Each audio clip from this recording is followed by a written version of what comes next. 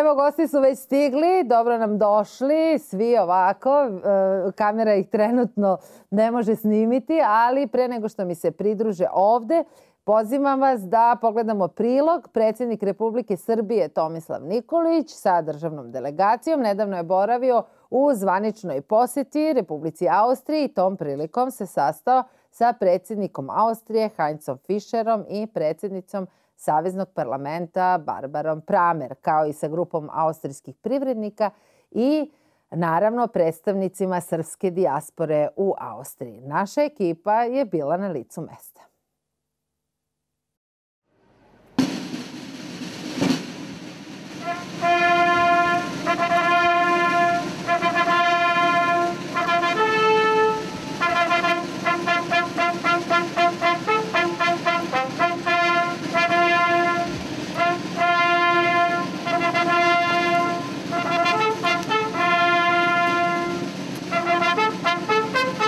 Predsjednika Srbije Tomislava Nikolića je u Beču uz vojnu počast primio predsjednik Austrije Heinz Fischer.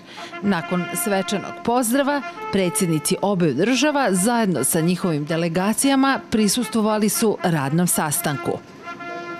Oni su razgovarali o situaciji na Balkanu, zatim o pitanju Kosova, kao i obeležavanju 100-godišnjice izbijanja Prvog svjetskog rata, na šta je predsjednik Fischer dao komentar.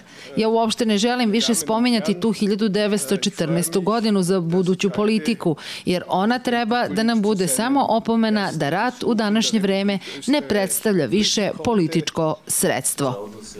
U daljem obraćanju medijima Nikolić je izjavio: Austrija je tradicionalni privredni partner, takođe i tradicionalni domaćin mnogih Srba koji ovde žive i rade, posebno u Beču. Austrija je i osnova Srbije na putu ka evropskim integracijama. Srbija i Austrija se možda razlikuju u pogledu na neka pitanja, ali to nas ne sprečava da sarađujemo u interesu građana Srbije i Austrije.